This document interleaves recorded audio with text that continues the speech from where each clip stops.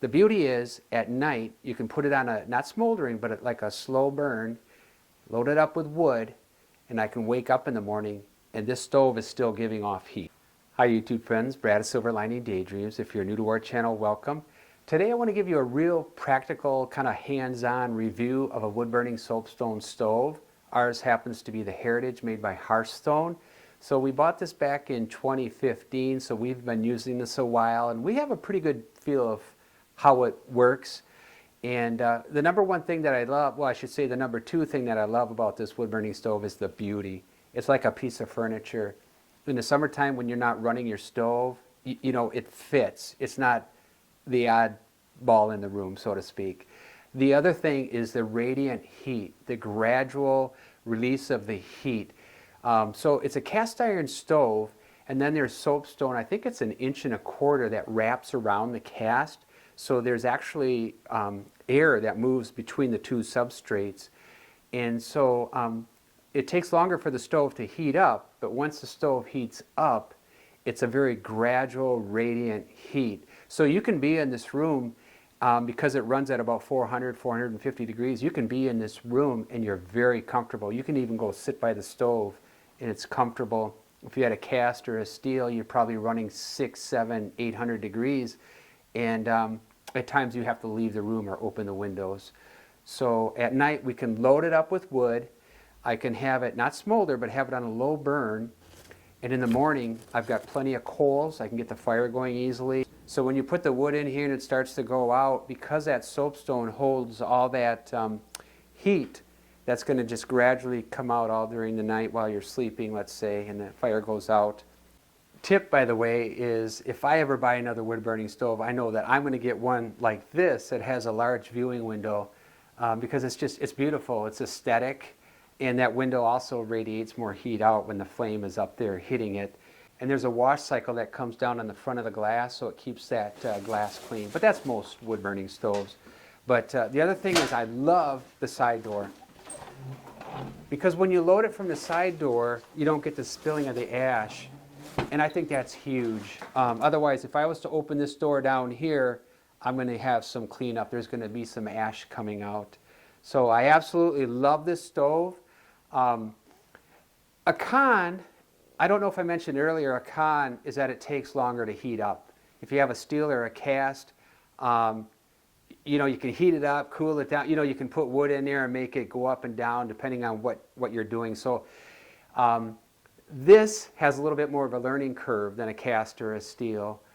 Because you want to keep it around 400 degrees, if you're the type of person that you want to just throw a ton of wood in there and get your stove up to 800 degrees and leave for the day, well, this isn't for you.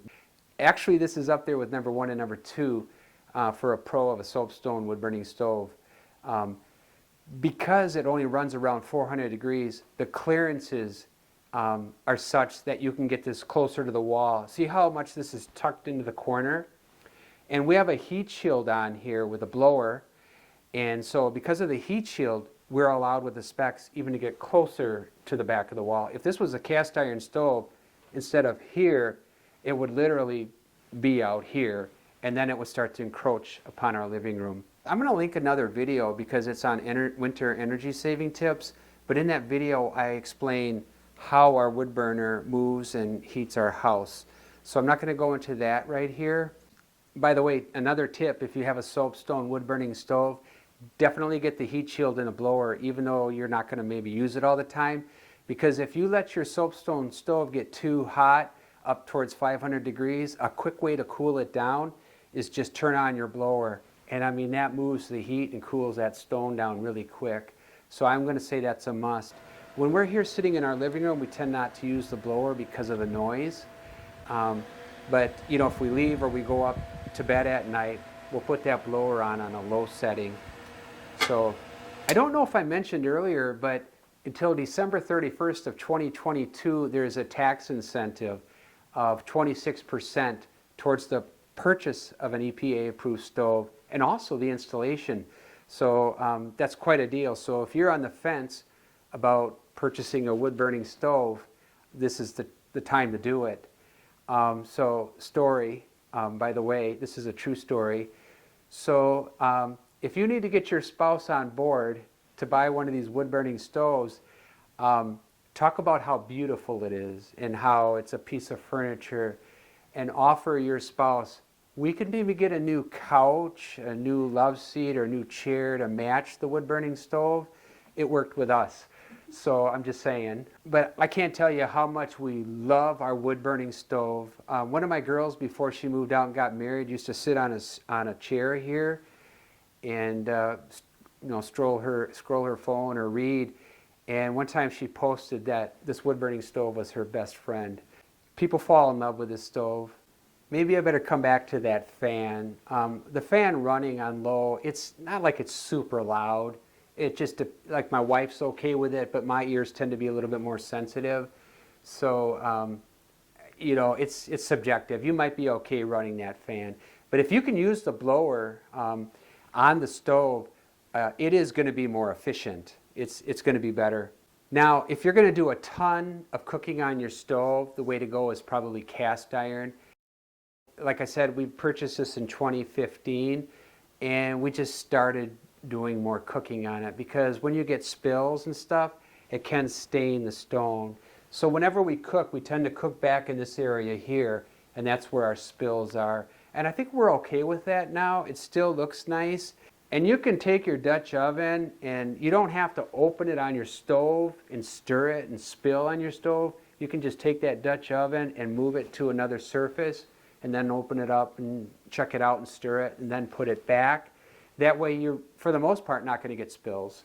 But running around 400 degrees, it's a nice, constant, predictable heat for what you're cooking on your stove. So that's a plus with the wood-burning stove, that Soapstone. This one happens to have an ash pan, but at this point we're not using it. We find that it's not really, doesn't hold enough.